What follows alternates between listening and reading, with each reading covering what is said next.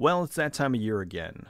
I try to get these top 10 lists out faster, but the problem is it always seems that every year there's movies that come out at the end of the year that I either miss or just they fly in under the radar, and then I'm waiting for them to come out on DVD and whatnot so I can watch them. And they're movies that I really wanted to check out and make sure that they get into the running, because when I do these, I like to be thorough, and so I have to wait. Well, with all that nonsense out of the way, let's get into it. Number 10, The Wailing. The Wailing is a South Korean horror film that, although it is long, it's like 2.5 hours long, it is absolutely positively worth seeing and being riveted through the entire film.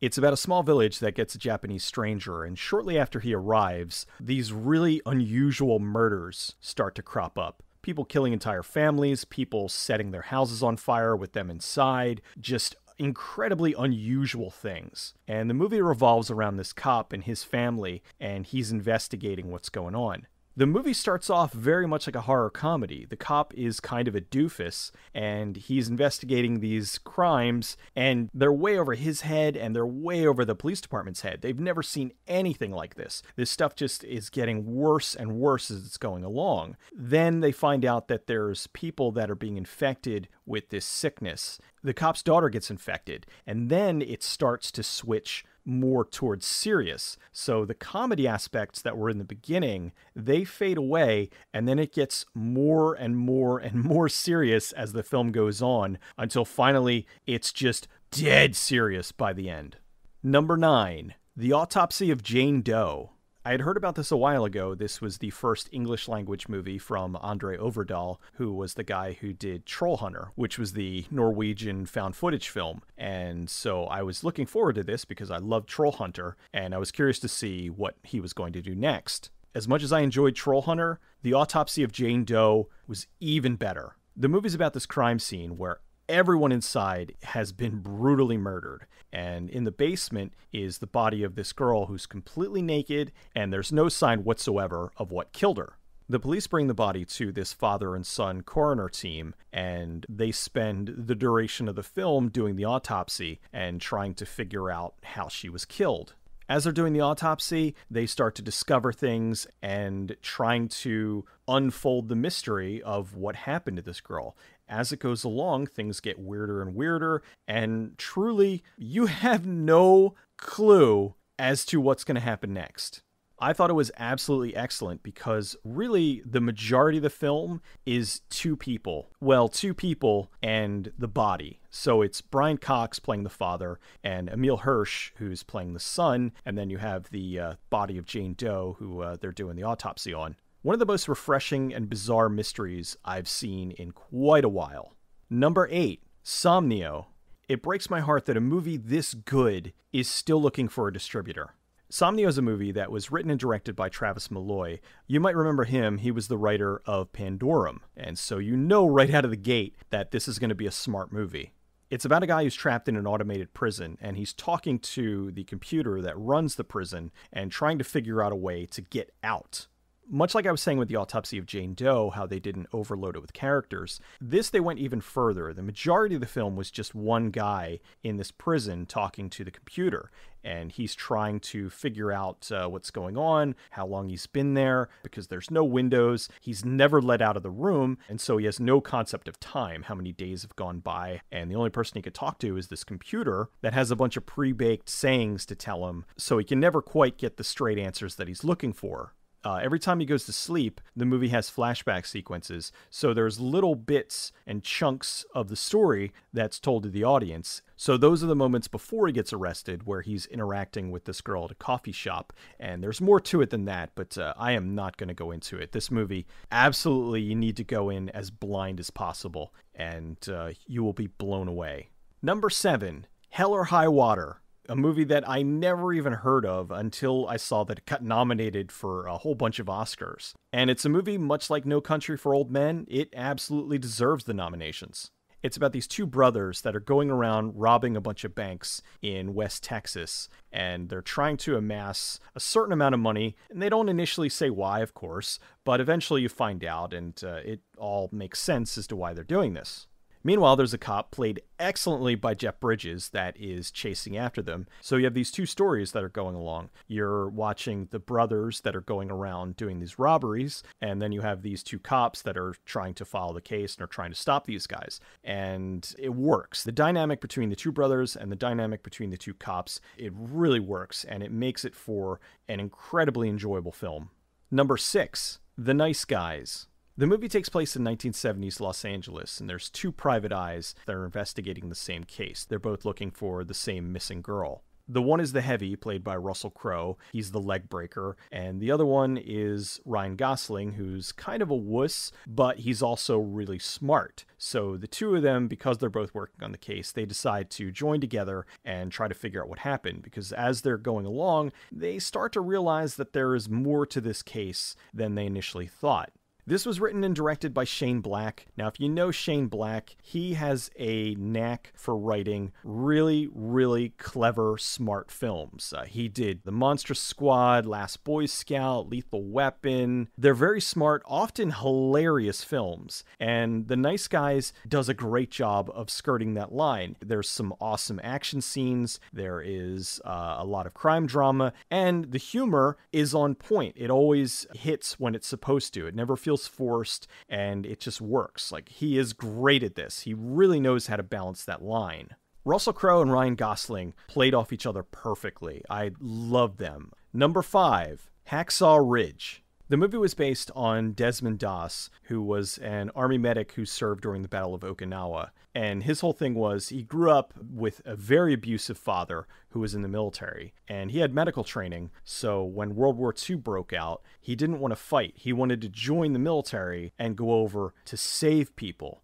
The whole time through boot camp, he refuses to pick up a gun. And because of that, the sergeant is just an ass to him, as you probably would suspect in the military. So consequently, because of the things that he won't do, he starts to punish all of the other people in his company. So they take out their aggressions on him. They're constantly beating him and trying desperately to get him to quit. I was blown away by this movie because it reminded me once again how good a director Mel Gibson was. He really knows how to put together an effective film. The battle scenes were just amazing. They were on par with something like Saving Private Ryan, just how vicious it was and showing the brutality of war. Andrew Garfield's acting, he did such a good job in this, and I knew him from Spider-Man and whatnot, and he's good, but I didn't ever expect this kind of performance out of him. I know some people complained about the overuse of like religious stuff in the movie, but they had an interview with the guy who this was based off of, and some of the things that Andrew Garfield was saying in the movie was some of the things that Desmond Doss, the real Desmond Doss, said. So I don't think that it was forced in there. I think that it was they were taking what he actually said and putting that in the movie. And I think that if they didn't put the religious stuff in there, it would be incredibly disingenuous. Hacksaw Ridge is, I hate to use the comparison, but it is a roller coaster of emotions. There's so much going on within the film. There's highs, there's lows, there's times where you are laughing, there's times where I was literally in tears towards the end of the film. It was that good. Number 4, Train to Busan. We've got 2 South Korean films in the top 10 this year. When I first heard about Train to Busan, I liked the idea, but I think that much like a lot of people, zombie fatigue was setting in. And this was another film about the zombie apocalypse. However, it is done in a way that is so unique and so outstanding that it deserves its place on this list. It's about this father and daughter who are getting on a train that's going from Seoul to Busan. And while they're on the train, the zombie apocalypse breaks out. So the father's trying to figure out what's going on. And there are other passengers that are involved. It's actually, you've got a whole train full of passengers. So you have a lot of different characters and a lot of different stories. And they do a masterful job of giving you just enough information on the different characters to feel for them. So when you're getting, okay, this is this person's story, this is this person's story, and you're seeing how things are getting worse and and worse going on that you really start to feel bad for them. And you have your characters that you like and your characters that you don't like, and you're rooting for different people and bad things are happening. And it's just done so well. This is leagues above the majority of just garbage zombie stuff that we've gotten in the past few years. Before I get into the next few, I just want to take some time to say that the majority of the movies that I have on the top 10 list I've seen multiple times because I wanted to see if they held up. I want to see if it was that initial shock and enjoyment. I wanted to see if they could hold up after seeing them a couple of times. And so it wasn't just I saw this once, I liked it, and threw it on the list. With that out there, there's a saying, I unfortunately don't know who said it, but it was something along the lines of, you can only sell your integrity once. And I have no plans in ever selling my integrity. So consequently, that gets me a lot of grief. For example, last year I said that I didn't particularly care for Fury Road, whereas a lot of people said that it was one of the best films of the year. I'd seen it a couple of times, and as much as I like post-apocalyptic movies and I like George Miller's work, it did nothing for me, and I wasn't about to say that I liked it when I didn't. And consequently, the same is going along here. You'll see soon enough, there's a movie that got a lot of grief, and I thought it was one of the best films of the year. And I went back and watched it again, and I still feel the same. The easy thing to do would be to say this movie sucks, or not even mention it at all and just not put it on the list. However, because I can't betray my personal feelings, I am simply saying that this is a movie that I absolutely adored and very much think it deserves its place on the list. With all of that said, number 3, Batman vs. Superman, Dawn of Justice, the ultimate cut.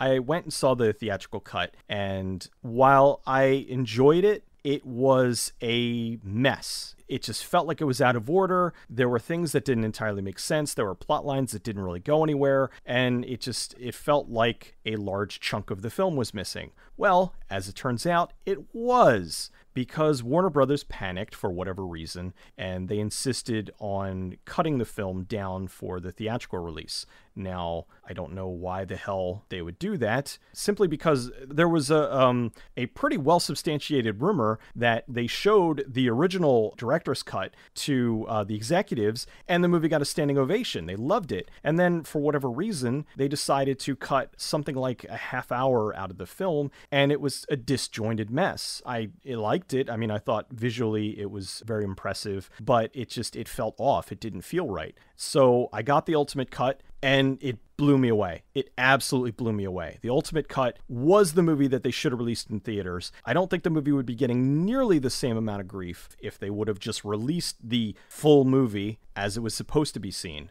It's not just a half hour longer. The structure of the movie has changed. They put scenes back in order. In the theatrical cut, there were scenes that were moved all over the place. It didn't make sense for them to cut it the way that they did. And with this, not only is the movie back in order, but there are scenes put back in the movie that should have never been cut in the first place. There's more scenes showing Superman, being heroic. There's more going on between Batman and Superman, which puts into better context the whole Martha scene that everybody flipped their lid over. It makes sense now, as opposed to just being something that seemed somewhat out of nowhere with the theatrical cut. I really loved everything about this. And again, if you've only seen the theatrical cut, I can understand you not liking it. Because, yes, the theatrical cut was a mess. It was not the movie that it should have been. However, the ultimate cut is the movie that it was supposed to be. And as far as I'm concerned, that really should be the only version that's out there. Number 2, Warcraft. I do chalk this one up to my love of Warcraft. I had said when I did the review of this that I had started playing Warcraft back when it was simply Warcraft, or I should say Warcraft Orcs and Humans, and it was a real-time strategy game, and I played that and loved it. And then when they did the MMO World of Warcraft, I was playing that, and just was playing that earlier this evening. So it's something that I've been playing for years and years and years, and I love the lore of it. And I thought that the movie Warcraft is one of the few movies that managed to capture perfectly the lore and the feel and everything about the game and managed to put that on film. I thought that they did a phenomenal job with it. Duncan Jones just nailed it. The orcs is some of the best CG I've ever seen, and I've seen a lot, but they looked real. I thought that the motion capture and just the skin textures and the acting from them was excellent. They even worked with some of the writers from Blizzard to make sure that they were getting things right, that they were getting the lore correct, they were getting the timeline correct. They did truncate some things, they did modify some things here and there, but overall it felt very faithful to the source material. I know some people who said that they had no interest in Warcraft. They'd never seen it before, and it's kind of gone both ways, where there's been some people who said they had no idea anything about the games at all, and they had trouble following the movie. And then I've had other people who have said that they knew nothing about the games, but were able to follow the movie no problem, and absolutely loved it, just adored it, thought it was an excellent film. And so I don't know. Some people, it just might not be your thing. For me personally, I loved it. I just wish that they would have been able to release the full cut, because evidently there's about 20 minutes that did get cut. A little bit of some backstory and stuff. And it's really a shame, because I think that might have helped some of the people who weren't already familiar with the lore to help flesh things out a bit. But for some folks that saw it, they still were able to follow along. And I know I was able to follow along. And I know there were some stuff that they did skip over, but it still all made sense to me. Previously, I thought that Silent Hill was the best video game adaptation, but now absolutely Warcraft. Just an awesome film. I'm running out of adjectives. And now my number one film of the year, the film that almost wasn't, Deadpool. You may or may not know the story about Deadpool. Essentially, Deadpool is the merc with a mouth. He is a mercenary who has regeneration, kind of like Wolverine, and he is a complete and total smartass. Now, the thing was, this is a movie that needed to be R-rated, and Fox at the time was insistent upon putting out PG-13 comic book movies. So there was some test footage that came out, and apparently the studio heads they did not get it, and it got leaked onto the internet, more than likely by someone who was involved with it, and the internet exploded. Yes! This is how the movie needs to be. It was hilarious. It was perfect. It was so funny and just goofy, and it worked. It was like, that is what we need as a Deadpool movie. So thankfully, the executives saw the overwhelming approval of this, and they decided, okay, we're going to make the movie R-rated. We're going to make it this really spitfire, outlandish action comedy and hope for the best.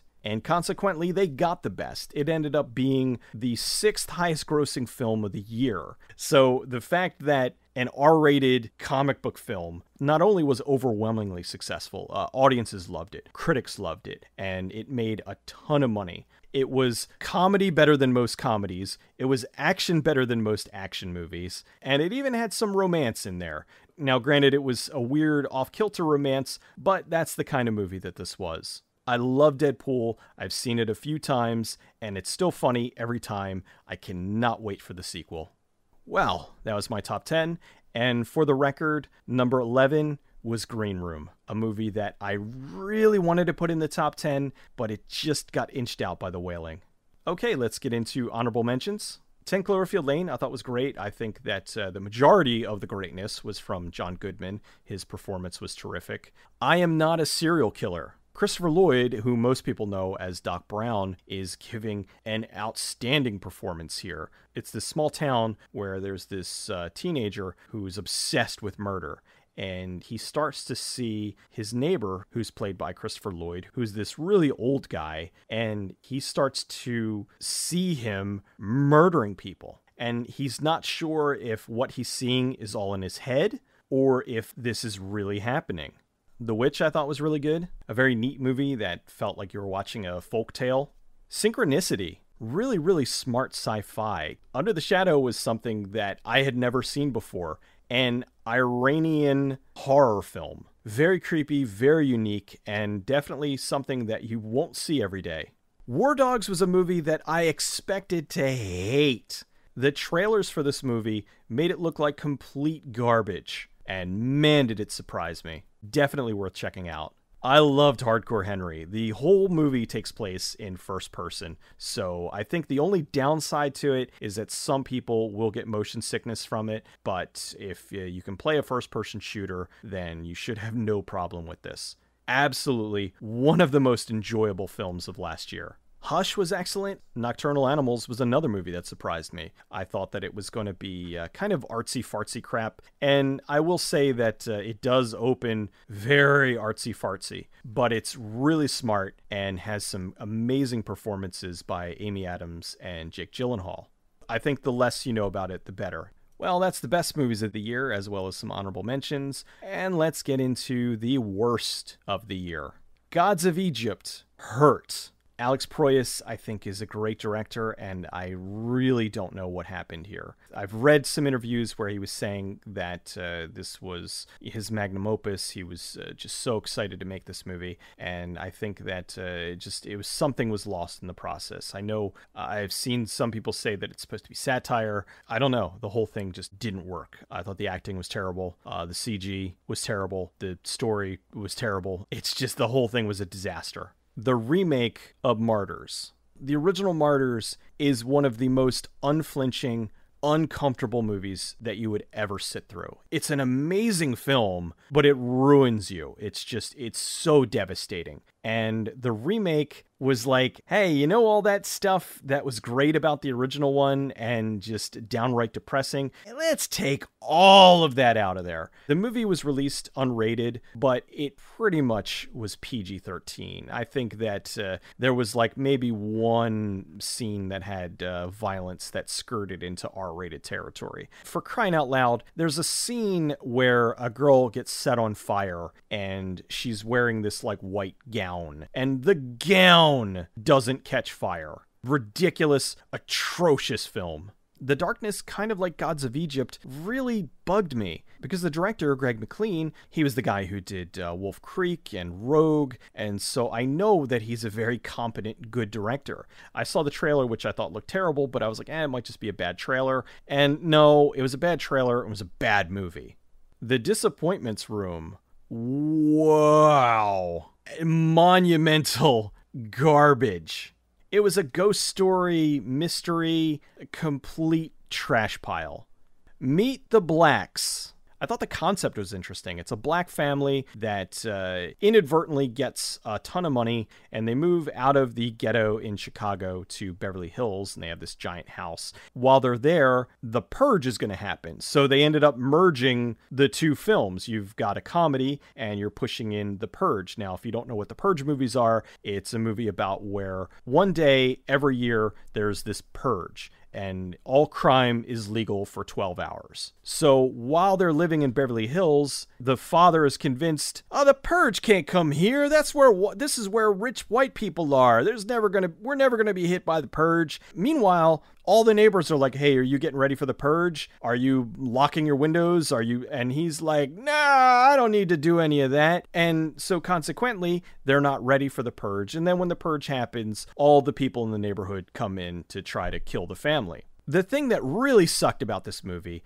is I am almost positive that it was not scripted. The whole thing felt completely improv. And I mean shitty improv. There's long monologues about nothing that are not funny. There's a character in the movie named Cronut, and it just was stupid. Every character, especially Carl Black, the lead character, was annoying. It was not funny. It was poorly shot. It was one of the most irritating chores of a movie to get through. Cell was laughably bad. I think that's the only reason that it didn't get the top spot, is because I did laugh at how terrible it was. It was based off the Stephen King novel. It apparently got made like 5 years ago and went through various distributors until finally, very quietly, being dumped onto video on demand. I don't know what the hell they were thinking with this movie. And my number one worst film of the year, The Greasy Strangler. This is a comedy that's not funny. It is a horror film that's not scary. It's just plain awful.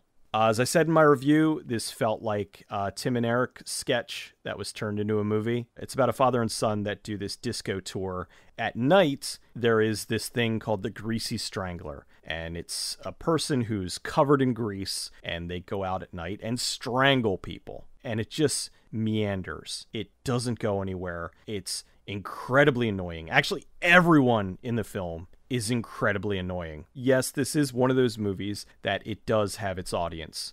There are people that are really going to enjoy it. I know I had a lot of people that were in the comments calling me a bullshit artist. That was one of the catchphrases in the movie, a bullshit artist. And then Rudy Tooty, Disco Cutie, like stuff like that. It's not good. It's irritating. It didn't work for me, and I hated the film. The more I thought about it, the more I hated it. It was an hour and a half long, and it felt like it was 5 hours long. It went on and on and on. And it was all about awful people doing awful things and being disgusting for the sake of being disgusting. Somebody like, and again, as I said in my review, John Waters was able to do this kind of film, but make it endearing, make it interesting, and make it enjoyable. In this, it did not work. It was ugly, naked people, stupid sequences that went on too long, and just by the end, I hated everything about it.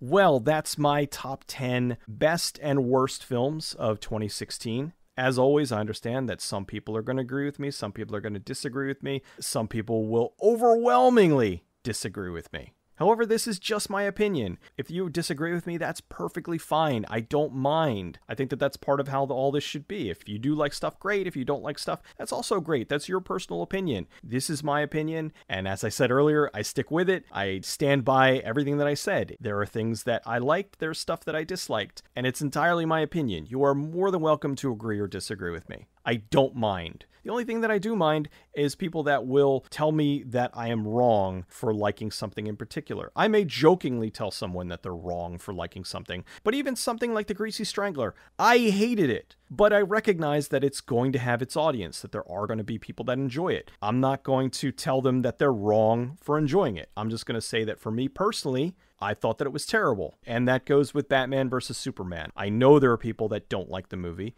I personally loved it. I think that it was excellent. I am not wrong. And if you hated it, you're also not wrong. That's how that works. So anyway, this has been a very long episode. I hope that maybe there's a few on the list that you haven't heard of, and maybe you'll check them out. And who knows, maybe you'll end up finding a new favorite movie. But that's it for the list this year. Thanks for listening.